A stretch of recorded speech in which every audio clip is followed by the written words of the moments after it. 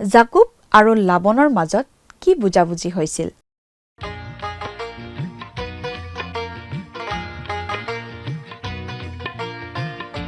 আজিৰে পবিত্ৰ ক্ষণতে উজ্বলি উঠা খ্ৰীষ্টৰ জ্যোতি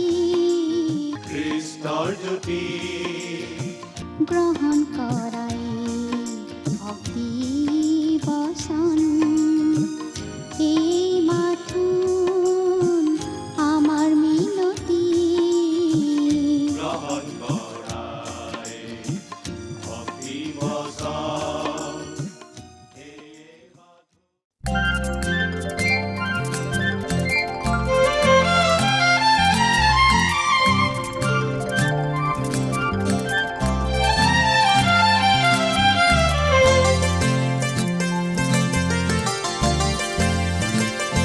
সৃষ্টি চাই অবাক হৈ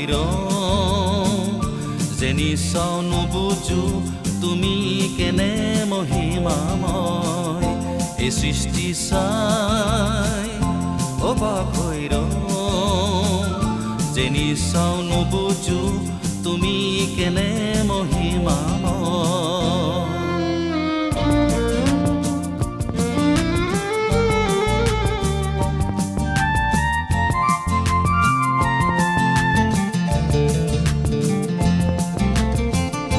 আকাশৰ বুকু তোমাৰ পৰাক্ৰম, পৃথিৱীত সৃষ্টিৰ কেনে অনুগ্ৰহ। বাক্যেৰে পৃথিৱী সজালা। জয় জয়তে আমাৰ দৰ্শকসকললৈ মহান ত্ৰাণকৰ্তা প্ৰভু যীশুৰ নামত নমস্কাৰ জনাইছোঁ। এই ভক্তিবচন অনুষ্ঠানৰ যোগেৰে আপোনালোকক লগ পাই নথৈ আনন্দিত হৈছোঁ। এই ভক্তিবচন অনুষ্ঠান হৈছে ধাৰাবাহিক বাইবেল অধ্যয়নৰ অসমীয়া অনুষ্ঠান। গোটেই বাইবেল শাস্ত্ৰখনে আমি ইয়াত অধ্যয়ন কৰিম।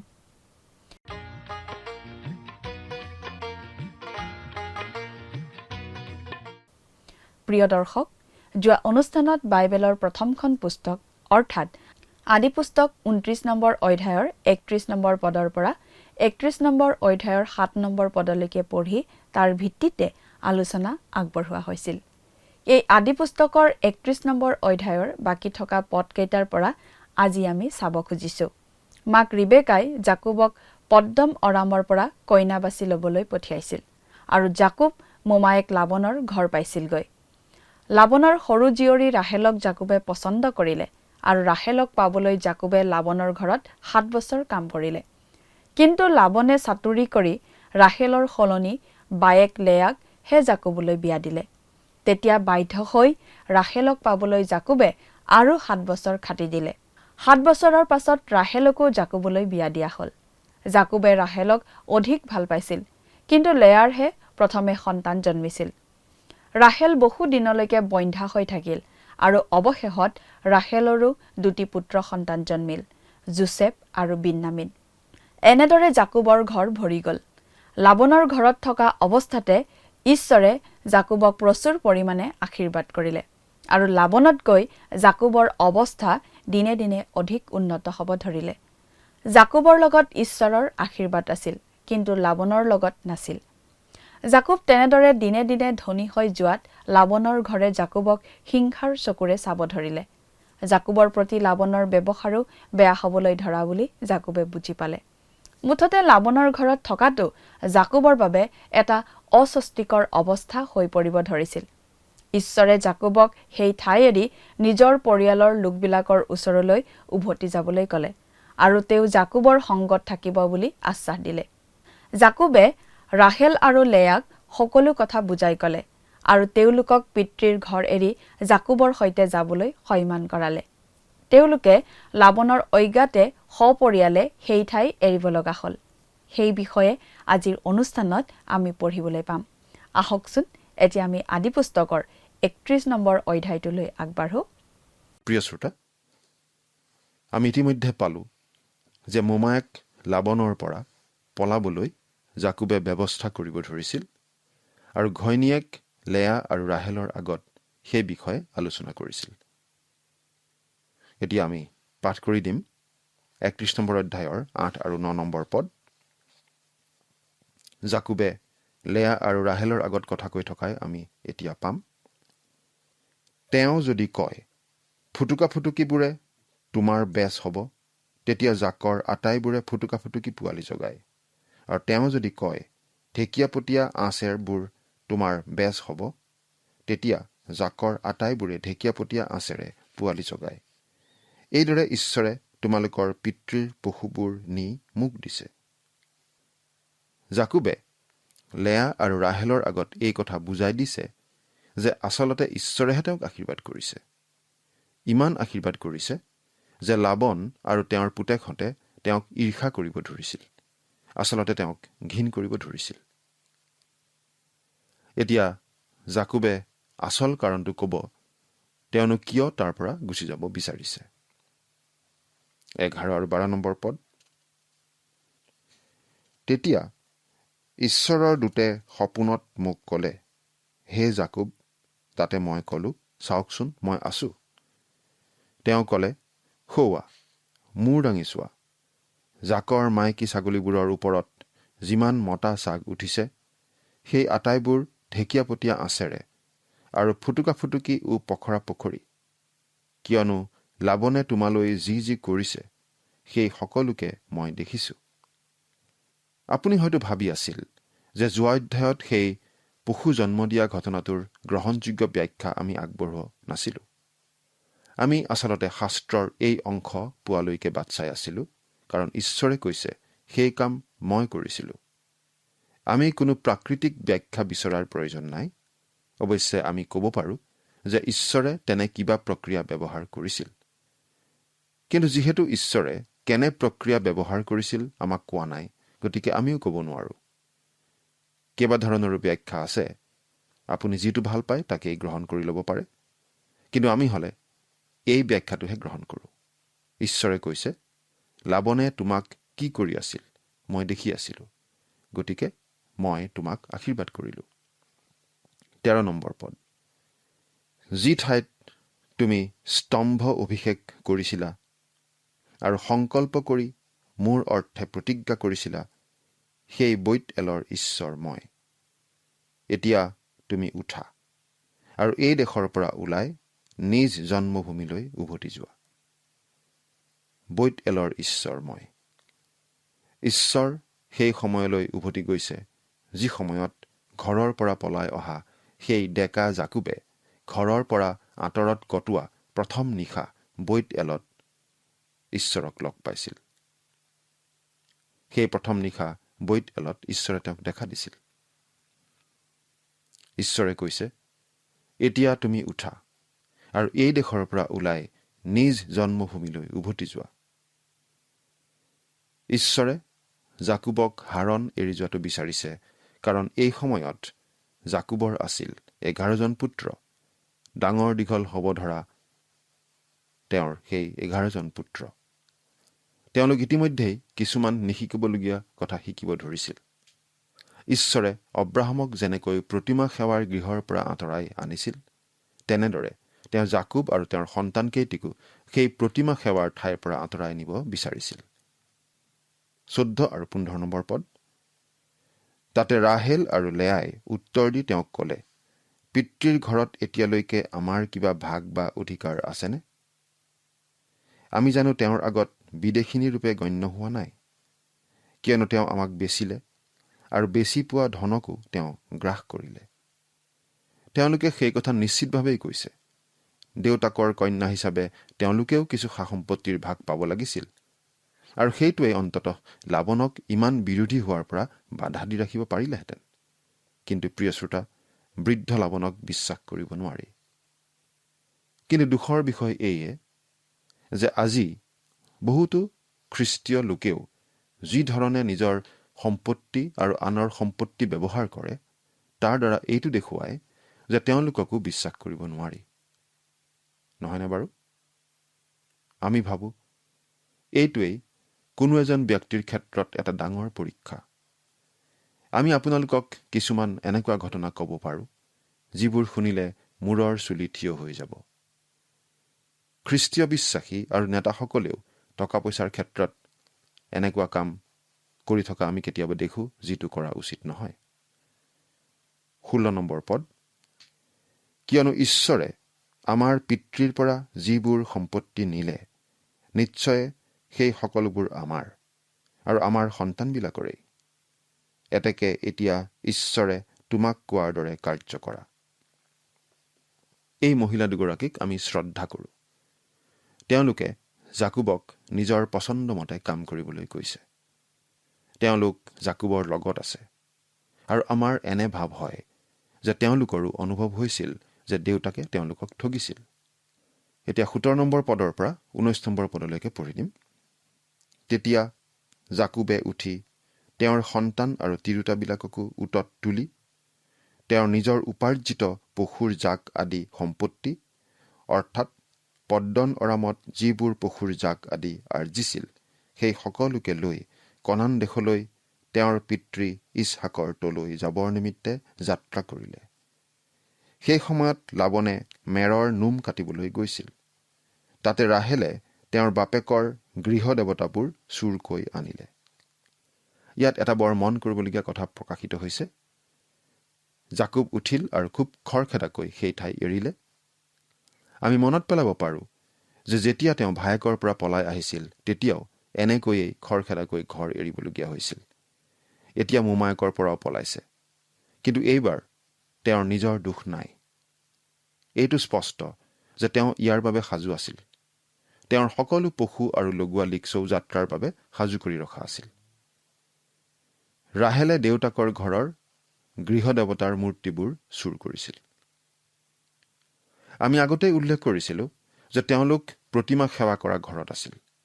জাকুবৰ পুত্ৰ কেইজন তাত ডাঙৰ হোৱাটো ঈশ্বৰে বিচৰা নাছিল। কিন্তু আমি দেখিবলৈ পাইছোঁ ৰাহেল সেই প্ৰতিমা সেৱা কৰা ঘৰত ডাঙৰ হৈছিল। গতিকে তাই নিজৰ লগতে নিজৰ দেৱতাও লৈ যাব খুজিছিল। তাইৰ কি যে প্ৰাচীনকলীয়া চিন্তা, নহয়নে বাৰু?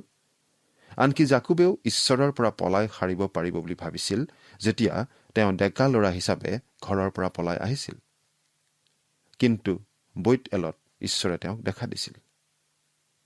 তেওঁ দেখিলে যে তেওঁ ঈশ্বৰৰ পৰা কেতিয়াও পলাই সাৰিব নোৱাৰে।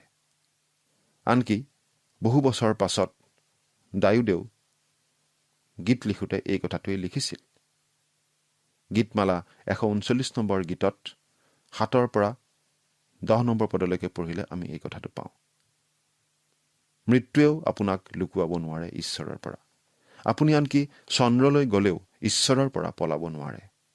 আপুনি মুঠতে কোনোমতেই তেওঁৰ পৰা পলাব নোৱাৰে। আৰু লাবনে তেওঁৰ ভেড়াৰ নোম কাটিবলৈ গৈছিল। লাবনে ভেড়াৰ নোম কাটিবলৈ ওলাই নোযোৱা পৰ্যন্ত জাকুবে অপেক্ষা কৰি আছিল। হয়তো লাবনে ঘৰৰ পৰা ভালেমান দূৰ আঁতৰলৈ যাব লগা হৈছিল, কাৰণ সেই সময়ত ভেড়াবিলাক বিশাল অঞ্চলত চৰিছিল। অৱশ্যে আজিকালিও তেনেকুৱাই হয়, কাৰণ সিহঁতক পেট ভৰাবলৈ বহু বিশাল অঞ্চলৰ প্ৰয়োজন হয়।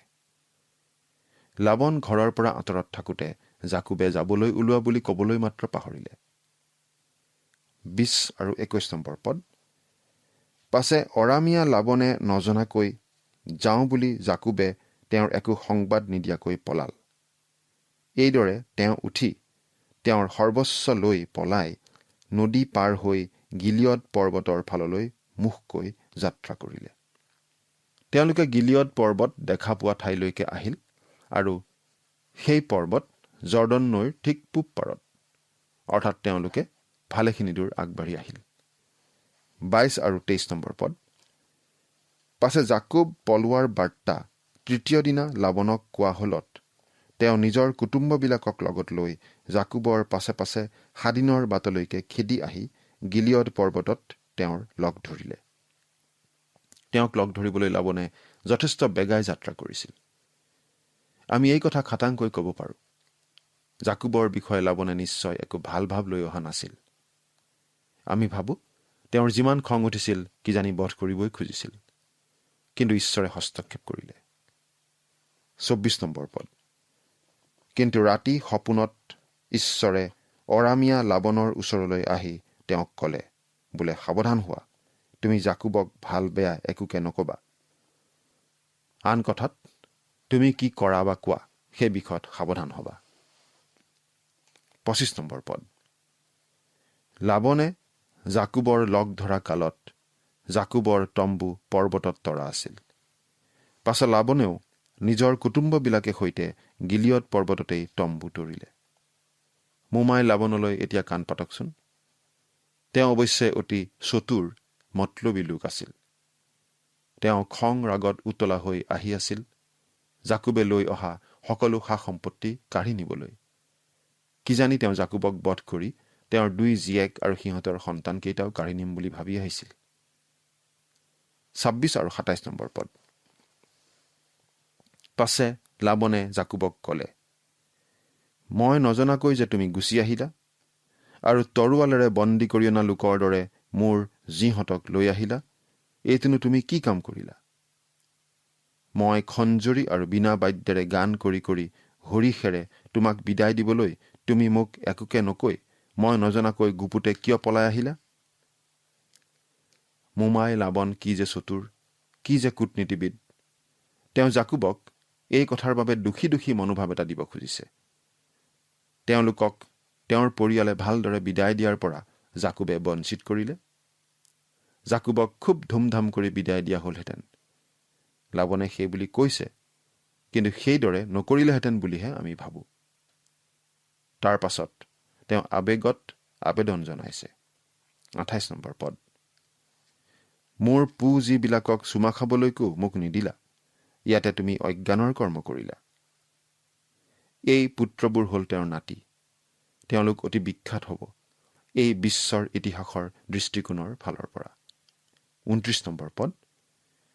তোমালোকৰ হানি কৰিবলৈ মোৰ শক্তি আছে, কিন্তু যোৱা ৰাতি তোমালোকৰ পৈতৃক ঈশ্বৰে মোক এই কথা ক'লে, সাৱধান হোৱা, জাকুবক তুমি ভাল বেয়া একোকে নকবা। লাবনে এই কথাও জনাইছে যে তেওঁ আচলতে কোনো উপকাৰ কৰিবলৈ অহা নাছিল, কিন্তু ঈশ্বৰে তেওঁক বেয়া কৰাৰ পৰা বাৰণ কৰিলে। 30 নম্বৰ পদ। এতিয়া তুমি তোমাৰ পিতৃৰ ঘৰলৈ যাবলৈ হাবিয়াস কৰাৰ নিমিত্তে যাব লাগে হয়, কিন্তু মোৰ দেৱতাবোৰ চুৰকৈ আনিলা কিয়? এতিয়া তেওঁ চুৰ কৰি অনা গৃহদেৱতাৰ কথা সুধিছে। আচলতে ৰাহেলে সেই দেৱতাবোৰ চুৰ কৰি অনা বুলি জাকুবে জনাই নাছিল। তেওঁ লাবনক উত্তৰ দিওঁতে তেওঁ যে লাবনক গম নিদিয়াকৈ পলাই আহিল সেই বিষয়েহে কৈছে। 31 নম্বৰ পদ। তাতে জাকুবে উত্তৰ কৰি লাবনক ক'লে, মই ভয় কৰিলোঁ, কিয়নো মই ভাবিছিলোঁ যে তুমি তোমাৰ জীয়েৰাহঁতক কিজানি মোৰ পৰা বলেৰে কাঢ়ি ল'বা। জাকুবে জানিছিল যে লাবনে তেওঁৰ 2 পত্নী, তেওঁৰ পৰিয়াল আৰু বয় বস্তু লগত লৈ আহিবলৈ নিদিলেহেঁতেন। এতিয়া তেওঁ চুৰি হোৱা গৃহদেৱতাৰ অভিযোগৰ উত্তৰ দিছে। 32 নম্বৰ পদত। তোমাৰ দেৱতাবোৰ হ'লে যাৰ তাত পাবা সি জীয়াই নাথাকিব। মোৰ ইয়াত তোমাৰ কি কি বস্তু আছে কুটুম্ববিলাকৰ আগত তাক চিনি লৈ যোৱা, কিয়নো ৰাহেলে যে সেইবোৰ চুৰ কৰি আনিছিল তাক জাকুবে জনা নাছিল। কোনেও লাবনৰ পৰা চুৰ নকৰে বুলি তেওঁ নিশ্চিত আছিল। অৰ্থাৎ জাকুবে লাবনৰ কথা বিশ্বাস কৰা নাছিল। কিন্তু লাবনে জাকুবক বিশ্বাস কৰিছিল বুলি ভাবিলেও আমি ভুল কৰা হ'ব। তেওঁলোকৰ পৰস্পৰৰ প্ৰতি অলপমানো আস্থা নাছিল। দুয়োৰো মাজত 20টা বছৰ কেনেদৰে কাটিছিল আমি জানো, নহয়নে বাৰু? 33 পৰা 35 নম্বৰ পদ। তাতে লাবনে জাকুবৰ তম্বুত, লেয়াৰ তম্বুত আৰু 2জনী বেটীৰ তম্বুটো সোমাই বিচাৰি নেপালে। তেতিয়া তেওঁ লেয়াৰ তম্বুৰ পৰা ওলাই ৰাহেলৰ তম্বুত সোমালগৈ। কিন্তু ৰাহেলে সেই মূৰ্তিবোৰ নি উটৰ গাদীৰ ভিতৰত সুমুৱাই থৈ তাৰ ওপৰতে বহি আছিল। আৰু লাবনে তম্বুটোৰ সকলোখনতে পাত পাতকৈ বিচাৰি নেপালে। ৰাহেলে তেওঁৰ বাপেকক ক'লে, মই আপোনাৰ আগত উঠিব নোৱাৰো। ইয়াতে মোৰ প্ৰভুৱে বেজাৰ নকৰিব, কিয়নো মই বিধুতি হৈছো। এইদৰে তেওঁ বিচাৰিলত সেই মূৰ্তিবোৰ নেপালে। তেওঁৰ কোনোবা এজনী জীয়েকে সেইবোৰ আনিছিল বুলি তেওঁ আশা কৰিছিল। ৰাহেলো বৰ বুদ্ধিয়ক, নহয়নে? তাই নিজ বাপেকৰহে জীয়েক। তাই সেইখিনি আনিছিল আৰু উটৰ আচবাবৰ মাজত সুমুৱাই ৰাখিছিল, অৰ্থাৎ উটৰ পিঠিত গাঁঠি দিয়া বাকচ। তাৰ পাছত তাই সেই বাকচত বহি বাপেকৰ পৰা ক্ষমা মাগিছিল, বিশেষভাৱে লগ ধৰিব নোৱাৰা বাবে। তাই উঠিব নোৱাৰে বুলি কৈছিল তাইৰ শাৰীৰিক অৱস্থাৰ কাৰণে। কিন্তু তাই সেই বস্তুৰ ওপৰতে বহি বহি কথা কৈ আছিল। এৰা পৰিয়ালটোৰ এনে এটা বাস্তৱ ছবিয়েই আমি ইয়াত দেখা পাওঁ। ৰাহেলে বাপেকৰ পৰা সেই বস্তুটো লৈ অহা কামটো আমি ভবাতকৈ আচলতে অধিক গুৰুতৰ। সেই গৃহদেৱতা হাতত থকা মানে পৰিয়ালৰ নেতৃত্ব হাতত থকা বুজায়। অৰ্থাৎ বৃদ্ধ লাবনৰ সকলো সা সম্পত্তি জাকুবে পাব। সেইবাবেহে বৃদ্ধ লাবনে ইমান হুলস্থুল কৰিছিল। জাকুবে তেওঁৰ সাম্ৰাজ্যখন পোৱাটো লাবনে বিচৰা নাছিল। জাকুবে ইতিমধ্যেই বহুখিনি পালে বুলি তেওঁ ভাবিছিল। জাকুবৰ এতিয়া অলপ সাহস বাঢ়িল। তেওঁলোকে প্ৰতিমা বিচাৰি উলিয়াব নোৱাৰিলে আৰু সেইটো ক'তো নাই বুলি জাকুব নিশ্চিত আছিল। তেওঁৰ পিছে পিছে খেদি অহা শহুৰেকক তেওঁ খং কৰিব ধৰিলে। ৩৬ নম্বৰ পদ। তেতিয়া জাকুবে খং উঠি লাবনে সৈতে বিবাদ কৰিবলৈ ধৰিলে আৰু জাকুবে লাবনক উত্তৰ দি ক'লে, মোৰ কি দুখ, কি পাপ আছে যে তুমি ইমান প্ৰজ্বলিত হৈ মোৰ পাছত খেদি আহিছা? এতিয়া জাকুবে অভিযোগ আনিছে। তেওঁ এই কঠিন আঘাতৰ মহাবিদ্যালয়ৰ পৰা উত্তীৰ্ণ হৈছে। এতিয়া তেওঁ ডিগ্ৰী পাইছে। ৩৮ নম্বৰ পদটো পঢ়ি দিছো। এই ২০ বছৰ মই তোমাৰ তাত আছিলো। তোমাৰ মেৰবোৰে বা ছাগলীবোৰে পোৱালি বিনষ্ট কৰা নাই আৰু তোমাৰ জাকৰ কোনো মতা মেৰ মই খোৱা নাই। তেওঁ আনকি আহাৰো নাপাইছিল, বিনিময়ত পইচা দিব লাগিছিল। ৩৯ নম্বৰ পদ। তাত বাজে হিংসক জন্তুৱে মৰা পশু মই তোমাৰ ওচৰলৈ অনা নাই। মই নিজে তাৰ লোকচান ভৰিলো। দিনত বা ৰাতি যি চুৰি হয় তুমি তাকো মোৰ পৰা আদায় কৰিলা। তেওঁ আনকি কোনো সুৰক্ষাৰ বীমাও পোৱা নাছিল। যেতিয়া কোনো বনৰীয়া জন্তুৱে ভেড়া এটা মাৰে বা চুৰ কৰে তেতিয়া জাকুবে তাৰ মূল্য দিব লাগিছিল। লাবন সঁচাকৈ বৰ কঠিন মালিক। ৪০ নম্বৰ পদ। আৰু মোৰ এনে অৱস্থা হৈছিল যে দিনৰ তাপ আৰু ৰাতিৰ জাৰেও মোক খাইছিল। মোৰ চকুৰ পৰা টোপনিও গুচিছিল। তেওঁ আনকি জহকালিও কোনো ছুটি নাপাইছিল। যেতিয়া বতৰ ঠাণ্ডা হৈছিল তেতিয়াও তেওঁ ভেড়াবোৰ লৈ বাহিৰত জন্তুৰ মাজত থাকিবলগীয়া হৈছিল। তেওঁ ভেড়াৰ জাক পহৰা দিবলৈ বহু নিশা উজাগৰে কটাইছিল। ৪১ নম্বৰ পদ। এই ২০ বছৰ মই তোমাৰ ঘৰত আছিলো। তোমাৰ দুজনী জীয়েৰাৰ নিমিত্তে ১৪ বছৰ আৰু তোমাৰ পশুবোৰৰ কাৰণে ৬ বছৰ মই তোমাৰ তাত খাটি দিলো। ইয়াৰ ভিতৰত তুমি মোৰ বেচ ১০ বাৰ সলনি কৰিলা। জাকুবৰ এনেকুৱাই ঘটিছিল। তেওঁ আছিল অতি চালাক চতুৰ। তেওঁ ভাবিছিল পাপ কৰি সাৰি যাব। ঈশ্বৰে কিন্তু তেওঁক সাৰি যাব নিদিলে। কাৰণ ঈশ্বৰে এইটো অতি স্পষ্ট কৰি দিছিল যে মানুহে যিহকে বয় তাকেই দাব লাগিব। জাকুবে ঘৰত ঈশ্বৰৰ প্ৰতি বাধ্য হোৱা নাছিল। গতিকে মোমায়েক লাবনৰ ওচৰত নত হ'ব লগা হ'ল। জাকুবে সন্মানজনকভাৱে এজনী ভাৰ্যা পাবলৈ আহিছিল, কিন্তু তেওঁ চাকৰ হ'ব লগা হ'ল। কাৰণ ঈশ্বৰে প্ৰথমে জন্মাজনৰ অধিকাৰক স্বীকৃতি দিয়ে। জাকুবে দেউতাকক ঠগাইছিল, গতিকে তেওঁ শহুৰেকৰ হাতত নিজে ঠগ খালে। জাকুব সৰু আছিল কিন্তু ডাঙৰৰ ভাও লৈছিল। তেওঁ পাছত দেখিবলৈ পালে তেওঁ ডাঙৰজনীহে পালে, কিন্তু তেওঁ সৰুজনী পোৱা বুলি ভাবি আছিল। তেওঁৰ হাতত ছাগলীৰ পোৱালিৰ ছাল ঢাকি দিবলৈ মাকক অনুমতি দি তেওঁ যেনেদৰে জ্যেষ্ঠাধিকাৰ চুৰ কৰিছিল তাৰ জৰিয়তে জাকুবে এটা ব্যৱসায়ী মনোভাৱ প্ৰকাশ কৰিছিল। পাছত আমি দেখিবলৈ পাম যে তেওঁৰ নিজৰ সন্তানবোৰেই তেওঁক প্ৰায় একেধৰণেই ঠগাব। তেওঁলোকে এটা জন্তুৰ পোৱালি বধ কৰিছিল আৰু তাৰ তেজত যোচেফৰ বহুৰঙীয়া চোলাটো জুবুৰিয়াইছিল। তেওঁ দেউতাকৰ প্ৰিয় পুত্ৰৰ ভাও ধৰি দেউতাকক ঠগাইছিল আৰু জাকুবে নিজে নিজৰ প্ৰিয় পুত্ৰ যোচেফৰ ক্ষেত্ৰত ঠগ খাব লাগিব। এৰা মানুহে যিহকে বয় তাকেই দাব। এতিয়া ৪২ নম্বৰ পদটো পাঠ কৰি দিব খুজিছো। মোৰ পিতৃৰ ঈশ্বৰ অৰ্থাৎ অব্ৰাহামৰ ঈশ্বৰ আৰু ইছহাকে ভয় কৰা জনা মোৰ সংগী নোহোৱা হলে তুমি নিশ্চয় মোক সুদা হাতে পঠালাহেঁতেন। ঈশ্বৰে মোৰ দুখ আৰু হাতৰ পৰিশ্ৰমলৈ দৃষ্টি কৰি যোৱা ৰাতি তোমাক ধমকি দিলে। জাকুবে বিচাৰ সভাত সকলো উজাৰি কলে, সকলো অভিযোগ কলে। এতিয়া তেওঁ লাবনক এৰিব। তেওঁলোকে পৰস্পৰৰ পৰা বিদায় ললে আৰু এটা বন্দবস্ত কৰিলে। ৪৩ নম্বৰ পদৰ পৰা ৪৪ নম্বৰ পদলৈকে পঢ়ি দিম। পাছে লাবনে জাকুবক উত্তৰ দি কলে, ছোৱালীকেইজনী মোৰ ছোৱালী, সন্তানবিলাক মোৰ সন্তান, পশুৰ জাক মোৰ পশুৰ জাক, আৰু যি যি দেখিছা সেই সকলোবোৰ মোৰেই। এতেকে মোৰ এই ছোৱালীহঁতলৈ নাইবা ইহঁতে প্ৰসৱ কৰা এই সন্তানবিলাকলৈনো আজি মই কি কৰিম? তেন্তে আহা, আমি তুমিয়ে ময়ে এটি নিয়ম স্থিৰ কৰোঁহক, সেয়ে তোমাৰে মোৰে মাজত সাক্ষী হ'ব। জাকুবে এটা শিলৰ স্তম্ভ পাতিলে, এদম শিল ৰাখিলে আৰু এটা বন্দবস্তি কৰা হ'ল। তাৰপিছত একেবাৰে 48 আৰু 49 নম্বৰ পদ দুটা পাঠ কৰি দিম। তেতিয়া লাবনে ক'লে, এই হাদামেই আজি তোমাৰে মোৰে মাজত সাক্ষী হৈছে। এই হেতুকে তাৰ নাম গলেদ ৰখা হ'ল। আৰু মিছপাও বোলে, অৰ্থাৎ প্ৰহৰী স্থান, কিয়নো তেওঁ ক'লে, আমি ইজনে সিজনে আঁতৰা আঁতৰি হোৱাত জিহুৱাই তোমাৰ আৰু মোৰ মাজত পৰ দি থাকক। এই বন্দবস্তিটোৰ কথাখিনি যুৱক যুৱতীসকলৰ দলত আৰু আন আন কিছুমান দলত বিদায় প্ৰাৰ্থনা হিচাপে ব্যৱহাৰ কৰা হয়।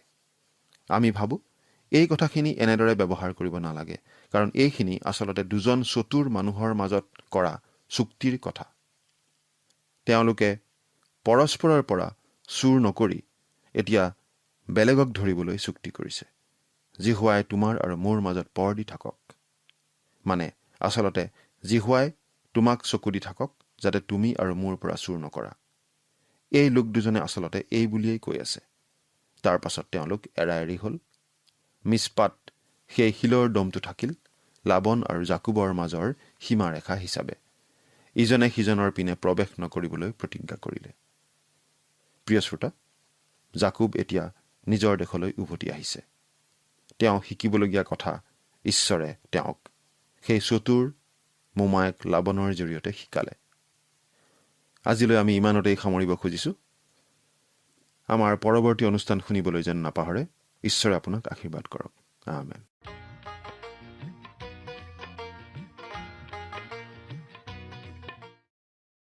লাবনে পিছে পিছে খেদি আহি জাকুবক বাট ভেটি ধৰিলেহি।